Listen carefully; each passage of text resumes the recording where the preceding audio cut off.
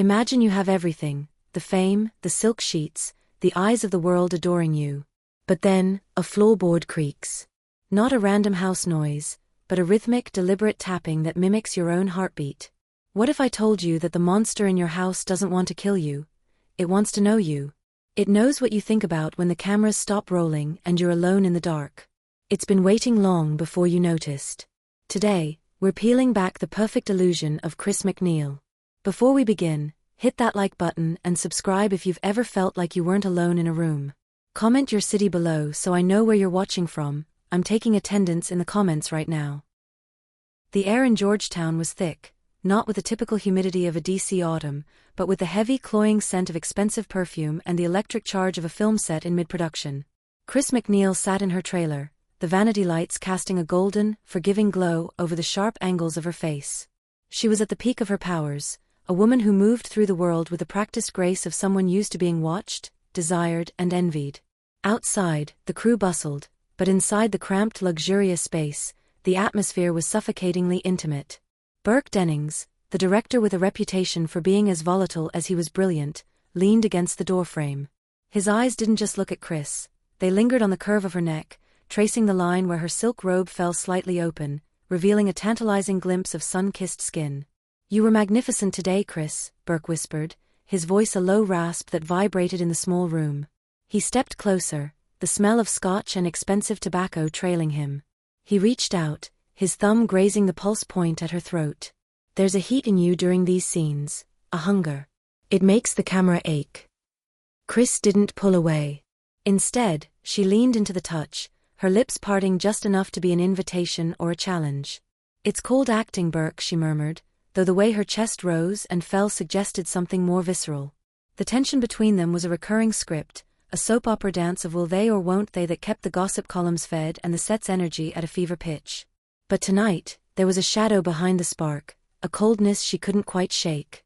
When she finally returned home to the sprawling, ivy-covered townhouse, the glamour of the set felt like a costume she couldn't wait to shed. The house was silent, save for the rhythmic ticking of a grandfather clock that sounded like a slowing heartbeat. She checked on Regan, her 13-year-old daughter, who was sprawled across her bed, surrounded by sketches and books. "Mom?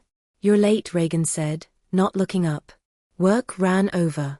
"Burke is a perfectionist," Chris replied, kicking off her heels and letting out a long, weary sigh. She sat on the edge of Regan's bed, the silk of her dress rustling.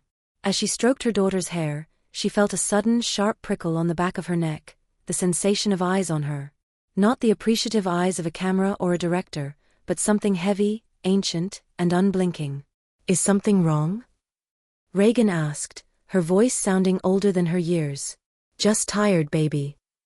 Later that night, Chris lay in her oversized bed, the sheets cool against her skin. The moonlight filtered through the heavy drapes, creating patterns of light and shadow that seemed to writhe on the ceiling. She felt a strange pulsing warmth in the room, a rhythmic thrumming that felt like it was coming from beneath the floorboards. It was a sensation that was almost physical. A slow, invisible pressure that seemed to trace the contours of her body, a ghostly caress that made her skin flush despite the chill in the air. She closed her eyes, trying to dismiss it as the lingering adrenaline of the day's shoot. But then came the sound. Tap, tap, tap. It wasn't coming from the window. It was coming from inside the wall, right behind her headboard. It was a rhythmic, deliberate sound, like a finger tapping against wood in a slow, seductive tempo. "Regan?" she called out softly, her voice trembling. There was no answer, only a low, guttural murmur that seemed to vibrate through the mattress itself. It was a sound of deep, dark satisfaction. The next morning, the perfect illusion began to crack. Chris found Regan in the kitchen, staring intently at a glass of milk. The girl looked pale, her eyes dark-rimmed. "I didn't sleep well," Regan said, her voice a flat monotone. "He was talking to me again." Chris froze, her hand hovering over the coffee pot. "Who, honey?" "The tapping." Regan looked up, and for a second, her eyes seemed to flash with a predatory intelligence that didn't belong to a child. A slow, knowing smirk spread across her face, a look that was disturbingly mature, almost flirtatious in its malice. "Captain Howdy," Regan whispered. She leaned forward, her voice dropping to a breathy, intimate crawl. "He told me about the way Burke looks at you, Mom. He told me about the things you think about when you're alone in the dark. He knows everything about you. Chris felt a wave of nausea hit her. The glamour of her life, the sensual game she played, the secret she kept, it felt like a thin veil being ripped away by a cold, invisible hand. The illusion was gone, the intrusion had begun. The shift in the MacNeil household was no longer a matter of creaking floorboards or late-night whispers. It had become an atmospheric pressure, a heavy velvet-like weight that settled over the ivy-covered townhouse.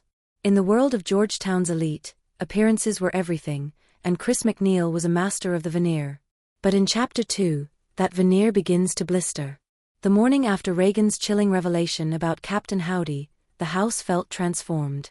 The air in the kitchen was thick, carrying a scent that was sweet yet cloying, like lilies left too long in a vase. Chris tried to maintain the rhythm of a normal life, a soap opera heroine clinging to her script even as the set collapsed around her. She sat across from Regan, who was picking at a plate of eggs with a rhythmic, mechanical precision. "Regan, sweetie, about what you said yesterday." Chris started, her voice forcefully light, the practiced lilt of an actress playing the concerned mother. Regan didn't look up. Instead, she traced the rim of her glass with a finger, creating a high, humming vibration that seemed to grate against Chris's teeth. "He likes the way you dress, Mom," Regan said, her voice dropping into a low, breathy register that sent a shiver of heat and ice down Chris's spine. "The silk. He says it feels like skin." The ambiguity of the statement hung in the air, thick and provocative. It wasn't the talk of a child, it was the observation of an observer who understood the texture of desire. Chris felt a sudden, inexplicable flush, a heat that radiated from her chest to her cheeks. She dismissed it as stress, but deep down, the intrusion felt intimate, as if a hand had been laid upon her shoulder when no one was there. As the days progressed, the unseen companion made its presence undeniable. It started with the furniture. In the middle of a quiet afternoon, while Chris was reviewing lines for her next scene, the heavy oak sideboard in the dining room began to tremble. It wasn't a violent shake, but a slow rhythmic pulsing, a vibration that mimicked the thrum of a racing heart. Chris stood in the doorway, frozen. The house felt alive, breathing with a dark, hidden energy. She walked toward the sideboard, her hand trembling as she reached out to touch the wood. As her fingers made contact, a jolt of static electricity snapped between her and the furniture, followed by a wave of intense, localized warmth. It was a sensation that felt disturbingly like a touch, a lingering, unseen caress that moved from her fingertips up her arm. "Do you feel him?" Regan stood behind her, framed by the shadows of the hallway. Her daughter's appearance was changing, the youthful glow was being replaced by a sallow, translucent pallor. But it was her eyes that held the most terror. They were wide, pupils dilated, looking at something just behind Chris's shoulder. "He's right here, Mom. He wants to know if you can feel the heat." The atmosphere thickened until it felt like treading through water. The doctors were called, the first of many. A parade of men in white coats, experts in the tangible, arrived with their stethoscopes and clinical detachment.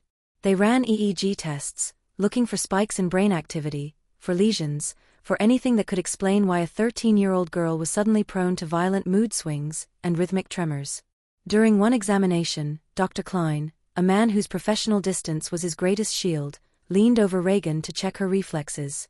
The room was cold, the air conditioning humming a low, steady drone. Suddenly, the temperature plummeted. Chris watched as Dr. Klein's breath hitched, a puff of white vapor escaping his lips. Regan's hand shot out, her grip on the doctor's wrist surprisingly strong, her nails digging into his skin. She leaned in close, her face inches from his, her voice a distorted multi-layered rasp that sounded like several people speaking at once. "You're thinking about her, aren't you, Doctor?" Regan whispered, a slow predatory smile spreading across her cracked lips. "The one you left behind in that hotel room in London. The one who cried when you walked out. She tasted like salt and regret." The doctor recoiled, his face turning a ghostly shade of gray. The secret was a deep one, a stain on his carefully constructed life. The entity wasn't just observing, it was hunting for the cracks in everyone's armor, using their hidden shames and repressed desires as a gateway. As the doctor fled the room, the furniture in the bedroom began to move with a sudden, violent grace. The bed rose several inches off the floor, hovering in a state of impossible suspension. It moved with a slow, swaying motion, a rhythmic undulation that was both terrifying and mesmerizing. Chris stood by the door, her heart hammering against her ribs. The horror was no longer subtle. It was a performance, a grand soap opera reveal of power. Regan lay on the bed, her body arched, her eyes rolled back into her head. The whisper returned, not from Regan's mouth, but from the very air of the room, vibrating through the walls and into Chris's very bones. He was waiting long before you noticed. He was waiting in the shadows of your desires, in the secrets you keep in the dark. The chapter ends with Chris standing in the center of the room, the bed hovering before her like a dark altar. She felt a sudden sharp tug at the hem of her skirt, an invisible force pulling her toward the shadows. The unseen companion had stopped being a guest. It was now the master of the house, and it was just beginning to reveal the true depth of its hunger. The clinical sterility of the Georgetown University Hospital was meant to be a sanctuary of logic, but for Chris MacNeil, it felt like a cold, white tomb. In Chapter 3, the transition from a domestic haunting to a medical nightmare takes on a feverish, almost voyeuristic intensity. The perfect illusion has not just cracked, it has shattered into 1,000 jagged pieces, each reflecting a secret Chris thought she had buried. The week began with a battery of tests that felt more like a violation than a diagnosis. Chris stood behind the reinforced glass of the observation room, her hands pressed against the cold surface. She watched as a team of technicians strapped Regan into a massive humming machine. The girl looked small and fragile in the hospital gown, the thin fabric clinging to her frame in the harsh fluorescent light. "Is this really necessary?" Chris asked, her voice trembling. Beside her stood Dr. Taney, a man whose sharp features and impeccably tailored suit screamed of a high-stakes medical drama. He didn't look at her, his eyes were fixed on the monitors, which were already beginning to display erratic, jagged lines. "We need to rule out temporal lobe seizures, Mrs. MacNeil," he replied, his voice a smooth baritone. He turned to her, and for a moment, the professional mask slipped. His gaze moved slowly down her silhouette, lingering on the way her silk blouse strained against her chest as she breathed. "Desperate times require intimate measures." The ambiguity of his tone hung in the air, a dark mirror to the atmospheric pressure Chris had felt in her home. It was as if the entity's presence was a contagion, heightening the underlying tensions and unspoken desires of everyone it touched. Inside the testing room, the air began to hum with a frequency that made the technicians' ears bleed. Regan's body began to arch, her muscles coiling with a strength that should have been impossible for a child. A deep purring sound emanated from her chest, not a scream, but a low guttural vibration that sounded disturbingly like a moan of dark ecstasy. "Look at the skin," Taney whispered, moving closer to Chris. On the monitor, the high-definition cameras zoomed in on Regan's arms and torso. Bizarre, localized bruises were blooming like dark flowers beneath her skin. They weren't random, they formed patterns, swirling shapes that looked like hands gripping her flesh, tracing the contours of her ribs and thighs. It was a visual representation of a struggle, or perhaps, an embrace that was becoming too tight to bear. Then came the voice. It wasn't Regan's. It was a cacophony of sound, a sandpaper rasp layered over a velvet whisper. "The machine can't find me, doctor," the voice echoed through the intercom, filling the observation booth. "But I can find you. I can feel the way your heart skips when you look at her mother. I can taste the hunger in this room." Dr. Taney froze, his hand hovering near the control panel. The air in the booth suddenly felt hot, heavy with the scent of ozone and unwashed skin. Chris felt a sudden sharp pull at her senses. It was as if the entity was reaching through the glass, not to hurt her, but to seduce her into a state of total helpless despair. She felt a phantom warmth bloom across her hips, a slow rhythmic pressure that made her knees weak. It was the seduction of despair, the idea that if she just let go, if she surrendered to the madness, the pain would stop. "Regan, stop it!" Chris screamed, her voice breaking. In the testing room, Regan's head snapped toward the glass. Her eyes were no longer the clear blue of a child, they were a muddy, predatory amber. She licked her lips, a slow, deliberate gesture that was chillingly mature. "She's not here right now, Chris," the entity whispered. "She's watching us from the basement of her mind. And she likes what she sees. She likes the way you're falling apart. It's so beautiful." The medical procedures became increasingly invasive. Lumbar punctures, carotid arteriograms, each one a physical intrusion that yielded nothing but more questions and more trauma. Chris watched as her daughter was poked and prodded, her body becoming a map of medical failure. The bruises on Regan's skin began to shift into words, faint and disappearing as quickly as they appeared. "Help me" followed by "watch me." It was during the third night of the hospital stay that the entity's focus began to broaden. A young Jesuit priest, Father Damien Carras, had been seen walking the halls, his face a mask of exhaustion and grief. He was a man of science as well as faith, a psychiatrist for the clergy, and he was currently mourning the slow, lonely death of his mother in a cramped apartment in the Bronx. As Carras passed the door to Regan's room, he felt a sudden jarring sensation of being watched. He stopped, his hand on the doorframe. The lights in the hallway flickered, casting long, distorted shadows. A whisper drifted from the room, bypassing his ears and blooming directly in his mind. It was a voice that sounded like his mother's, yet carried a razor-sharp edge of malice. "You doubt your God, Damien. I can taste it. It tastes like sour wine and old dust." Carras stepped into the room. The air was frigid, yet the scent of the girl was heavy and musky. Regan sat up in bed, her gown slipping from one shoulder. She looked at him with a gaze that was both mocking and strangely inviting. "You feel your mother's death like a wound," she murmured, her voice a low crawl that seemed to vibrate in his marrow. "Let me press it. Let me show you what lies beneath the skin of your faith." Theme of the chapter: the total breakdown of the physical and the rational. Science had failed, and in its place, a dark, sensual and psychological predator was beginning to feast. The chapter ends with Chris MacNeil standing in the middle of the sterile ward, her silk blouse torn at the collar, her eyes wide with a terror that was beginning to feel like a twisted kind of intimacy. The transition from the clinical cold of the hospital to the spiritual shadow of the Jesuit residence marks a turning point in the narrative. In Chapter 4, the story introduces its most haunted protagonist, Father Damien Carras, and the psychological warfare shifts from the physical body of a child to the fractured soul of a man. The setting is a stark contrast to Chris MacNeil's world of silk and cinema. Carras's room is a small monastic cell, grey stone walls, a narrow bed, and the lingering scent of stale coffee and old books. He sat at his desk, the yellowed light of a desk lamp illuminating the medical files he had been obsessively reviewing. He was a man caught between two worlds, the scientific rigor of psychiatry and the ancient heavy silence of the church. His mother had died recently, a slow, lonely fading in a Bronx tenement that smelled of boiled cabbage and unwashed linoleum. The guilt of it was a physical weight, a dull ache in his chest that never quite subsided. He felt he had abandoned her for his books and his God, a God who now felt increasingly distant, a silent spectator to a world of suffering. The first meeting between Chris MacNeil and Father Carras took place in a secluded corner of the university campus.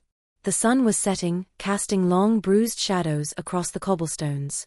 Chris looked ravaged, the perfect illusion of her celebrity replaced by the raw, jagged edges of a woman pushed to the brink. She wore a heavy wool coat, but she shivered as if the cold was coming from inside her. "They say you're a psychiatrist as well as a priest," Chris said, her voice barely a whisper. She looked at him with a desperation that was almost tactile. "My daughter, she's not sick. Not in a way the doctors can fix." Carras looked at her, his eyes weary. He saw not just a grieving mother, but a woman whose very essence was being drained. He felt a sudden sharp pull of empathy, a resonance between her grief and his own. "There are many types of sickness, Mrs. MacNeil. Most of them start in the mind." "This isn't the mind," Chris replied, stepping closer. The scent of her perfume, something expensive and floral, clashed with the damp, earthy smell of the autumn leaves. She reached out, her hand brushing his sleeve. "It's as if something is using her. Something that knows things. Something that watches." The ambiguity of her touch, the way she leaned into his space, created a sudden uncomfortable heat between them. It wasn't sexual in a traditional sense, but it was a deep human hunger for connection in the face of the void.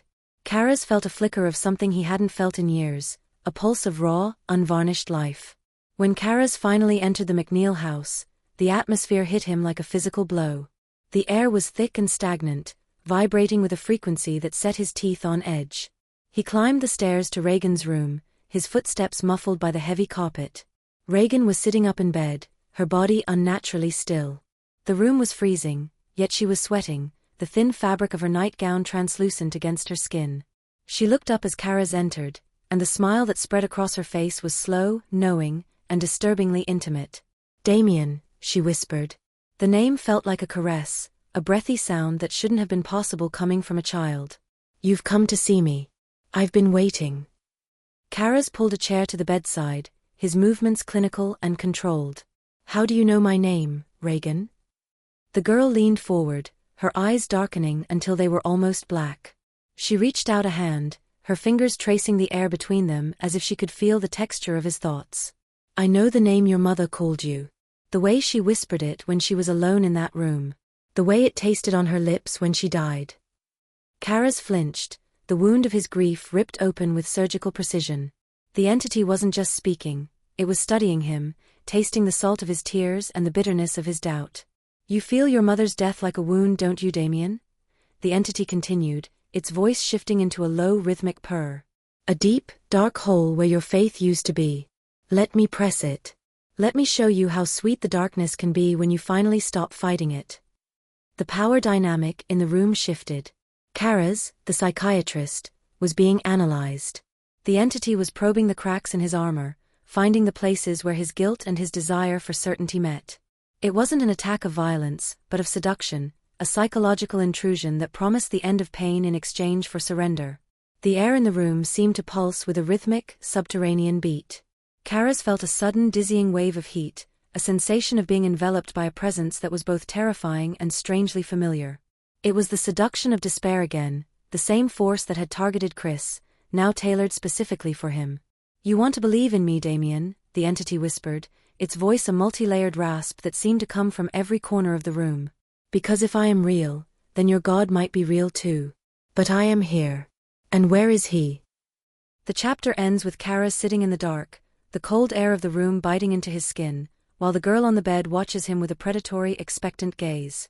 The hunt had begun, and the demon had found its most promising prey. The atmosphere within the MacNeil residence had transitioned from a haunting to a siege. In Chapter 5, the entity moves beyond mere physical displays.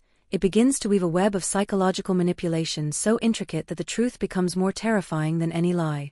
The theme here is the temptation of weakness, the moment where the characters begin to wonder if the darkness is more honest than the light. The house had become a character in its own right, a living, breathing entity that smelled of ancient dust and a sickly sweet decay. Chris MacNeil found herself pacing the downstairs drawing room, the once glamorous star now looking like a ghost in her own home. The perfect illusion of her life was being dismantled piece by piece. Her relationship with Burke Dennings had taken a sharp, toxic turn. Burke, sensing the change in the house, had become obsessed with the energy of the place, his presence a constant, brooding weight. You look beautiful when you're afraid, Chris, Burke whispered one evening, his voice thick with a strange, dark fascination. He stood too close, the heat radiating from him in waves. He reached out to touch her cheek, but his hand stopped mid-air as a sudden sharp crack echoed through the room. A heavy crystal decanter on the sideboard shattered, the amber liquid spilling out like blood. It's not just her, Burke, Chris said, her voice trembling. It's everything. It knows us. It knows what we want. The ambiguity of the want hung between them. The entity was heightening the latent desires and shames of everyone under that roof. For Burke, it was a voyeuristic hunger for the macabre. For Chris, it was a desperate need to be seen, even if the eyes watching her were demonic. Upstairs, Father Karas had established a permanent vigil. He sat in the corner of Regan's room, the light from a single candle casting flickering, elongated shadows against the walls. Regan, or the thing wearing her skin, was draped across the bed in a posture that was disturbingly fluid, her limbs moving with a grace that defied human anatomy. Damien, the entity purred. The voice was no longer a rasp, it had become a rich, melodic contralto that seemed to vibrate in the very center of Karas's brain. Why do you stay in the dark? Are you waiting for a sign? Or are you just enjoying the view? Karas didn't answer. He clutched his rosary, the beads clicking rhythmically, a sound that seemed to amuse the presence. I can give you certainty, Damien, the entity continued. It sat up, the silk of the nightgown clinging to a body that was beginning to show the physical toll of the possession, yet radiated a terrifying, dark magnetism. Your God is a silent father. He watches you suffer and says nothing. But I speak. I reveal. I can show you the truth about your mother's last moments. Do you want to know if she called for you? Or if she died cursing your name? The psychological intrusion was surgical. The entity wasn't just attacking Karas's faith, it was offering him a trade. In exchange for his attention, his listening, it would grant him the one thing his faith couldn't, proof. I don't want your truths, Karas said, his voice cracking. But you do, the entity whispered.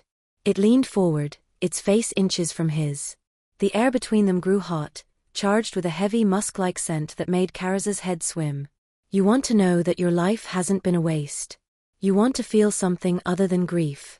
I can give you a different kind of fire, Damien. A fire that doesn't consume, but clarifies. The entity began to reveal secrets that felt like physical blows. It spoke of Chris's hidden resentment toward her daughter for the career she had to balance. It spoke of Burke's secret perversions. It spoke of the silent, desperate prayers of the house staff. It turned the household against itself, whispering truths in the dark that made every look and touch between the inhabitants feel tainted. The horror had become intimate. It was no longer about moving furniture, it was about the invasion of the private self. Karaz felt as if his mind was being unzipped, his most shameful thoughts laid bare and reflected back to him with a mocking, sensual grin. Just listen, the voice urged, now a soft, rhythmic crawl that felt like a hand stroking the back of his neck. If you listen, the pain of the silence will go away. If you surrender to the weakness, you'll finally be free. Karaz looked at Regan. For a fleeting second, he saw the child behind the amber eyes, a fragment of the girl screaming in a basement of her own consciousness. But the vision was quickly replaced by the predator, who licked its lips with a slow, deliberate satisfaction. The chapter ends with a chilling display of the entity's control over the environment. The room didn't just turn cold, it turned vibrant. The shadows on the walls began to move independently of the light, dancing in a slow, erotic tangle. Karaz stood up, his heart racing, feeling as if the very air was trying to press into his lungs, to inhabit him. I can give you certainty. Just listen. The temptation of weakness had reached its zenith. The household was fractured, the secrets were out, and the psychological walls had crumbled. The stage was set for the ritual, but as Karaz fled the room to catch his breath, he realized with a sinking horror that the entity hadn't just moved into Regan, it had moved into the very fabric of their lives. The atmosphere within the MacNeil residence had transitioned from a haunting to a siege. In Chapter 5, the entity moves beyond mere physical displays. It begins to weave a web of psychological manipulation so intricate that the truth becomes more terrifying than any lie. The theme here is the temptation of weakness, the moment where the characters begin to wonder if the darkness is more honest than the light. The house had become a character in its own right, a living, breathing entity that smelled of ancient dust and a sickly sweet decay. Chris MacNeil found herself pacing the downstairs drawing room, the once glamorous star now looking like a ghost in her own home. The perfect illusion of her life was being dismantled piece by piece. Her relationship with Burke Dennings had taken a sharp, toxic turn. Burke, sensing the change in the house, had become obsessed with the energy of the place, his presence a constant, brooding weight. You look beautiful when you're afraid, Chris, Burke whispered one evening, his voice thick with a strange, dark fascination. He stood too close, the heat radiating from him in waves. He reached out to touch her cheek, but his hand stopped mid-air as a sudden sharp crack echoed through the room. A heavy crystal decanter on the sideboard shattered, the amber liquid spilling out like blood. It's not just her, Burke, Chris said, her voice trembling. It's everything. It knows us. It knows what we want. The ambiguity of the want hung between them. The entity was heightening the latent desires and shames of everyone under that roof.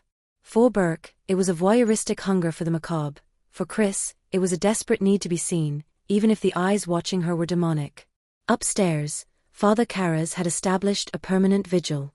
He sat in the corner of Regan's room, the light from a single candle casting flickering, elongated shadows against the walls. Regan, or the thing wearing her skin, was draped across the bed in a posture that was disturbingly fluid, her limbs moving with a grace that defied human anatomy. Damien, the entity purred. The voice was no longer a rasp, it had become a rich, melodic contralto that seemed to vibrate in the very center of Karaz's brain. Why do you stay in the dark? Are you waiting for a sign? Or are you just enjoying the view? Karaz didn't answer.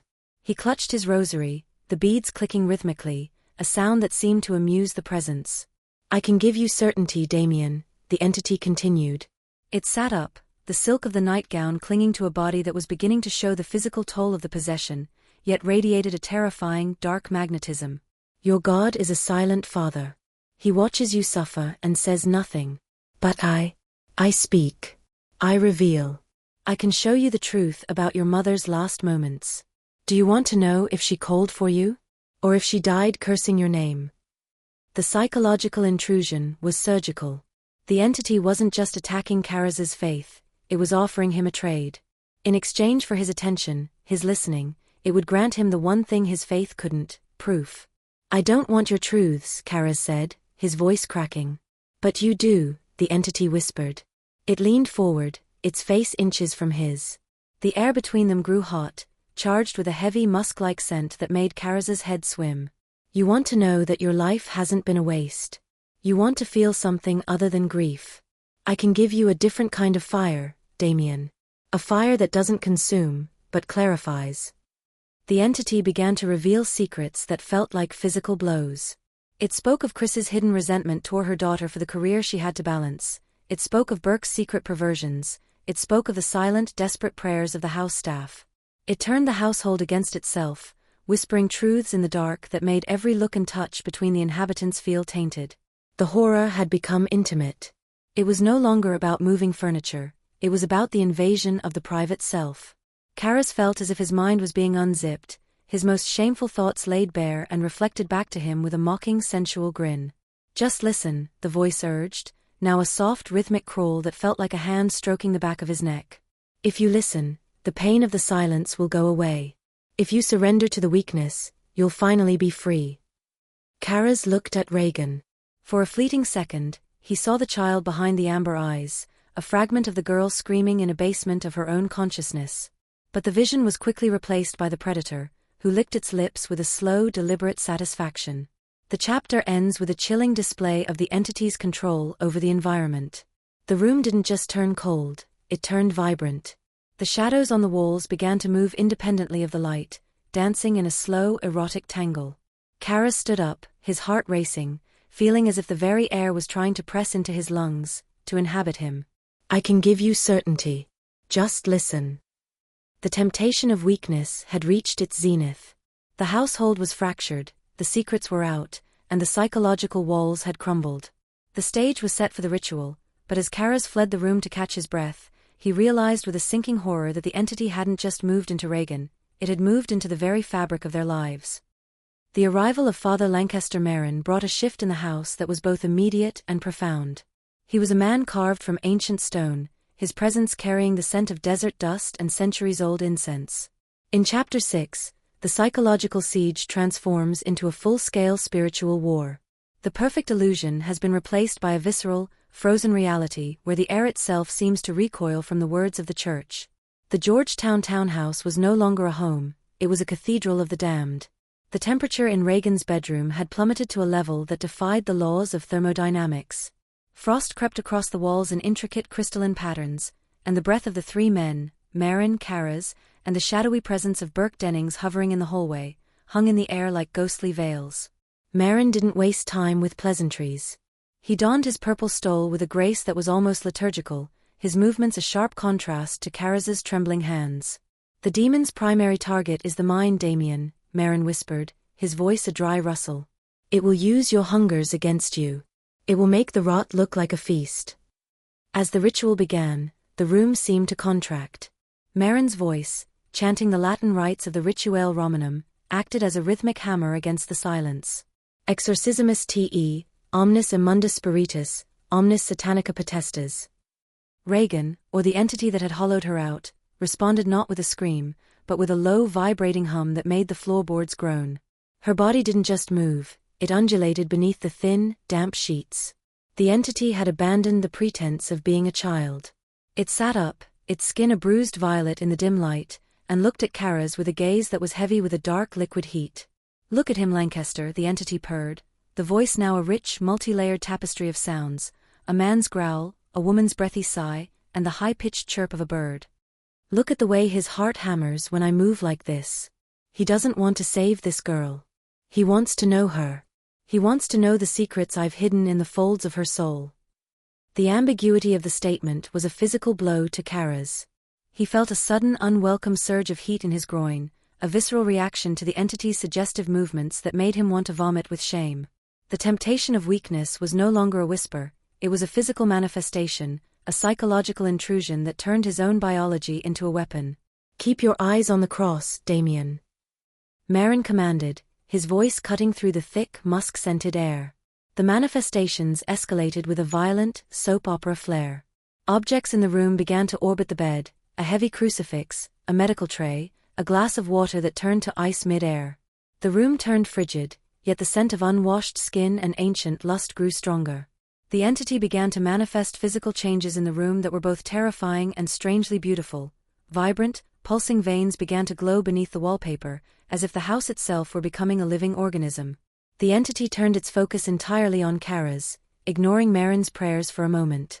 It leaned forward, its face inches from his, the amber eyes swirling with a predatory intelligence. It reached out a long pale finger and traced the line of Kara's jaw, the touch leaving a trail of intense, localized heat that felt like a brand. "You're so tired of the struggle, aren't you, Damien?" The voice whispered, now a soft, intimate crawl that bypassed his ears and bloomed in his chest. "You're tired of the guilt, the grief, the empty prayers. You want to surrender.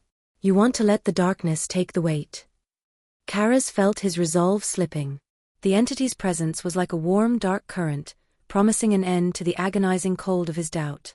It offered a different kind of faith, a faith in the tangible, the felt, the visceral. "Say it," the entity urged, its breath smelling of sweet wine and decay. "Say that you want to surrender. Say that you want to feel the fire instead of the frost. I can make you forget her, Damien. I can make the memory of your mother's face vanish into the heat." The room began to shake, a rhythmic subterranean throb that mimicked a racing pulse. The walls seemed to sweat, the frost melting into a thick, dark liquid that smelled of iron. Marin's voice grew louder, his prayers a desperate shield against the encroaching shadow. "Adjure te, spiritus nequissime, per deum omnipotentem." The clash was no longer just spiritual, it was a confrontation of wills. Kara stood on the precipice of a total psychological breakdown. The entity's invitation to surrender was a siren song, a tempting ambiguity that made the horror feel like a sanctuary. The chapter ends with the room engulfed in a sudden blinding flash of cold light, the voice of the demon splitting into 1,000 different layers, each one screaming a different secret, a different desire, into the shivering silence of the house. The room in Georgetown had ceased to be a part of the physical world. It was now a temple of ice and iron, where the scent of ancient incense from Marin's thurible struggled against a cloying musky heat that seemed to radiate from the very center of the bed. In Chapter 7, the psychological tension that has simmered through the previous acts reaches its boiling point. The perfect illusion is dead, all that remains is the raw pulsing reality of a soul being bartered. Father Marin lay slumped against the wall, his heart finally betraying the stone-cold resolve of his spirit. The silence that followed his collapse was more terrifying than the previous cacophony. It was a thick, expectant quiet, broken only by the rhythmic, labored breathing of Father Kara's. He stood in the center of the room, his black cassock damp with sweat, his eyes fixed on the figure on the bed. Regan, or the entity that had now fully claimed her, sat up with a slow, feline grace. The violet bruising on her skin had deepened, and her eyes, once a muddy amber, now glowed with a dark, liquid intensity. She didn't look like a victim anymore, she looked like a queen presiding over a ruin. "He's gone, Damien," the entity whispered. The voice was no longer a harsh rasp but a low, intimate crawl that felt like a hand sliding up Kara's spine. "The old man's heart couldn't take the heat. But you have so much fire left in you." Kara stepped forward, his legs heavy, as if he were walking through waist-deep water. The air in the room was a paradox, freezing to the touch, yet thick with a shimmering tropical humidity. As he approached the bed, the entity leaned back, its posture an open, tempting invitation. The thin silk of the hospital gown, now torn and translucent, clung to a body that pulsed with a rhythmic, subterranean beat. "You've been fighting for so long," the entity purred, its gaze tracing the lines of Kara's face with a predatory appreciation. "Fighting the grief, fighting the doubt, fighting the hunger. Why? Look at me. I am the only thing in this world that is truly real. I am the touch you've been denied. I am the certainty you've been praying for." The ambiguity of the touch was a physical weight in the room. Kara's felt a surge of visceral heat that made his vision blur. The entity wasn't just offering a spiritual surrender, it was offering a dark, invasive union, a way to merge his fractured self with something ancient and powerful. It was the ultimate soap opera climax, the moment where the hero is forced to choose between a cold, silent virtue and a burning, expressive sin. "Take her," Kara's choked out, his voice a raw sob. "Leave the girl. Take me." The entity froze, a slow dark smirk spreading across its face. You want me, Damien? You want to feel what it's like to have me inside your mind, inside your marrow? You want us to be one. The air in the room began to vibrate with a frequency so high it was almost a physical pain. Karas reached out, his hands trembling as he gripped the girl's shoulders. The contact was electric. He felt a jolt of heat so intense it felt like liquid lead being poured into his veins. It wasn't an attack, it was an embrace, a shuddering, invasive fusion of two essences. Take me. Karas roared, his voice cracking with a desperate, self-sacrificial passion. For one suspended, agonizing second, there was total silence. The frost on the walls stopped growing. The shadows ceased their dancing.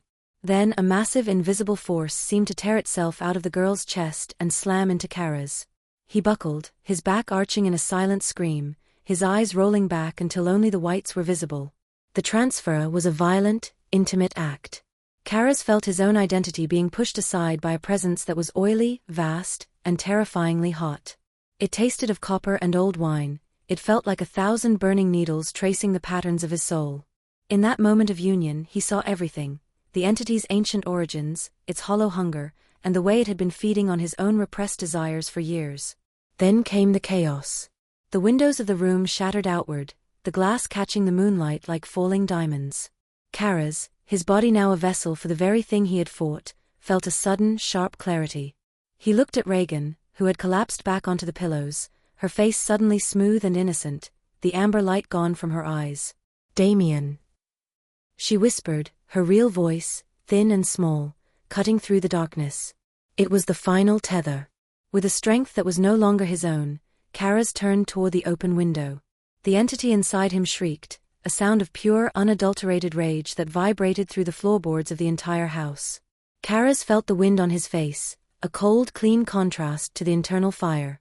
He didn't jump, he surrendered to the gravity of his choice. As his body crashed through the frame and tumbled toward the stone steps of the Georgetown street below, the wind seemed to stop. The house grew silent.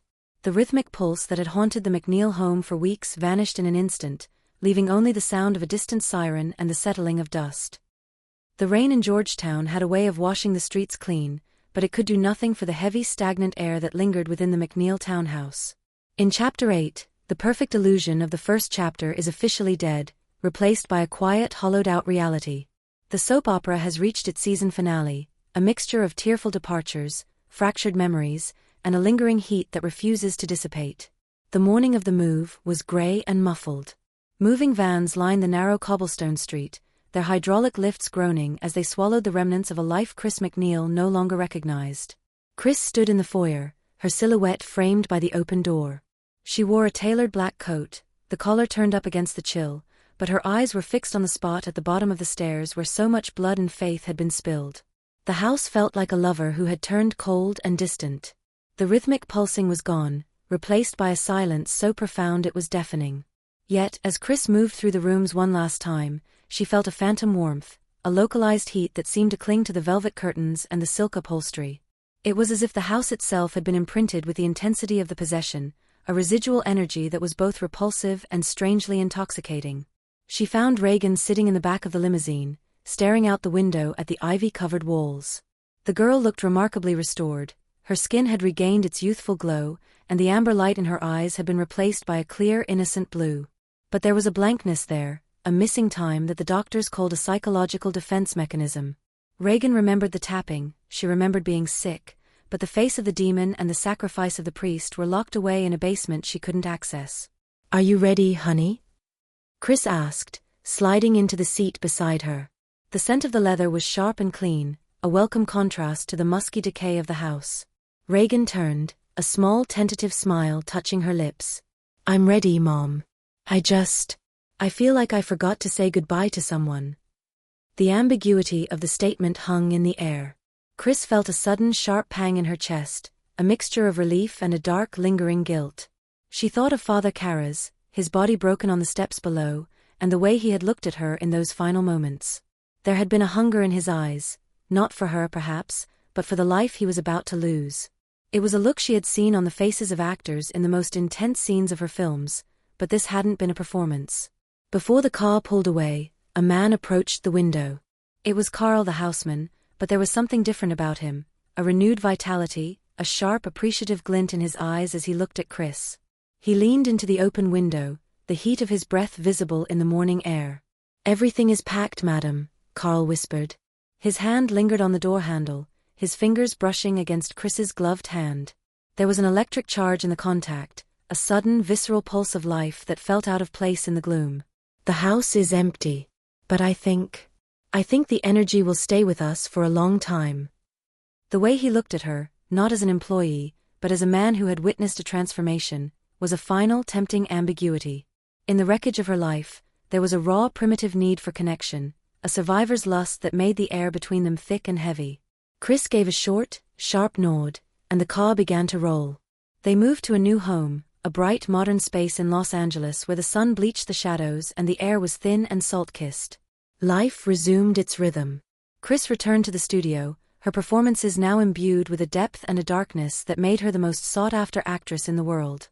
Regan went back to school, her laughter echoing through the halls, though she often found herself staring into the middle distance, her hand tracing the air as if searching for a familiar texture. The final scene took place on a quiet evening, weeks later. Chris was in her bedroom, preparing for a gala. She stood before the mirror, the silk of her evening gown sliding over her skin with a rhythmic, liquid grace. The room was peaceful, the only sound the distant roar of the Pacific. She reached for a necklace, but her hand stopped mid-air. The temperature in the room didn't drop, but the air suddenly felt different.